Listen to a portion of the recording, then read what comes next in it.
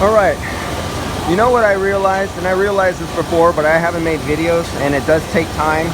But using your hands, your brain, your common senses without using fancy tools, just the temperature taken with your hand. But we're going to use a tool to show you over video what things are. So what we're looking at down here is this one, 212 degrees. So supposedly our pressure is 127. We have 212 degrees at this sensor that you see working right here. This is the discharge line coming out of the compressor. It is at 212 degrees right there. That's this and compressor just shut off because it's like 37 degrees inside. So, and it's 80 degrees outside. So that's that right there. So now let's go, that hot gas discharge comes over to here. It comes right to here. Let's see if we lost any temperature just within that part to right there. And we are about 206 degrees right there. So we're 212 degrees there. We're 206 degrees there.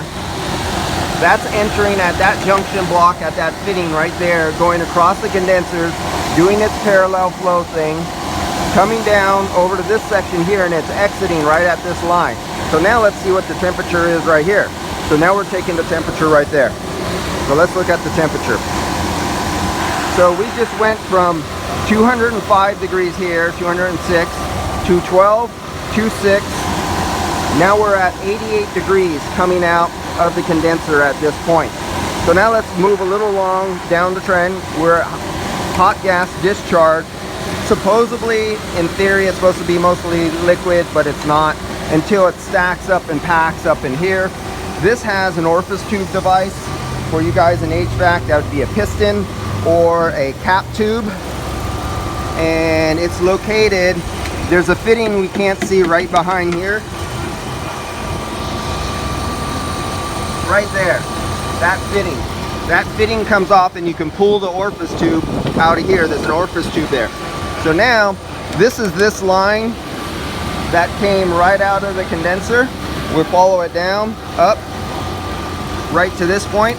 So right here, this should be stacked subcooled liquid at this point right here. The orifice tube is just like 8 inches over, so that should be, in theory, a solid column of liquid and subcooled. And let's see what our temperature is. We're 88 degrees, 88.6 degrees at this point right here.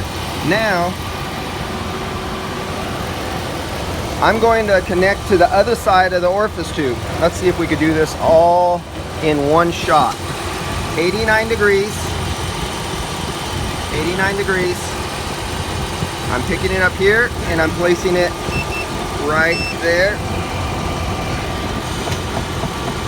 Okay. Don't lose connection. Where are we at? That is no 85 degrees. Maybe I'm in wrong. There we go. Now I'm in the right place. There we go. 42 degrees. 89 degrees, 42 degrees.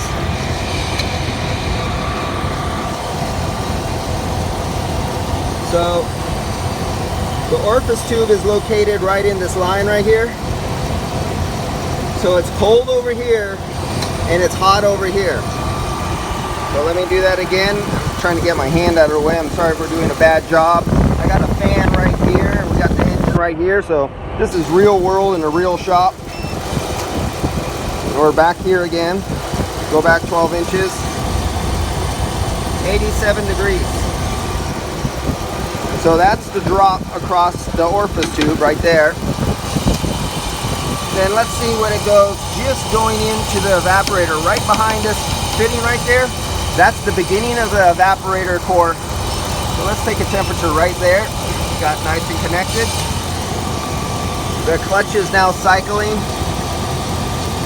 So let's see what it goes down to. 39, 38 degrees. So that hits 38. Now let's see what comes out of. Now unfortunately, this clamp does not do paint. I don't think I'll get a temperature. I'll be really lucky if I can. Yeah, no, see it says open. You cannot put this type. I need my other, but I think there might be metal right here. Let's see if I can get behind here. This is not painted.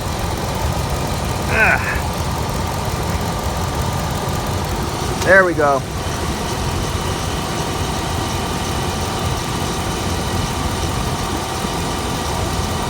$38 degrees. So was it 38 degrees on this side too? So we basically have a 0 degree superheat going across the evaporator. The inlet of the evaporator right here, after the orifice tube, the outlet of the evaporator right here are the same temperature. So now let's see what we have coming out of the accumulator. Here's the accumulator. Okay, we got connection.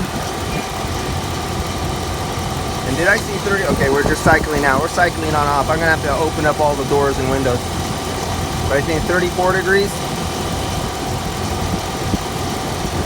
So this is with the factory fill of 728 grams. And on this system, at this ambient condensers, it's acting as if it was slightly overcharged, but it's not. It's actually cooling more because of the restrictions and the pressure drop to go through the tubing in the accumulator. The pressure, if I put a pressure port here and a pressure port here, it would be lower right here. So we got 34 degrees coming out of here. And we have coming out of the dash 40, 38 degrees coming out of the dash.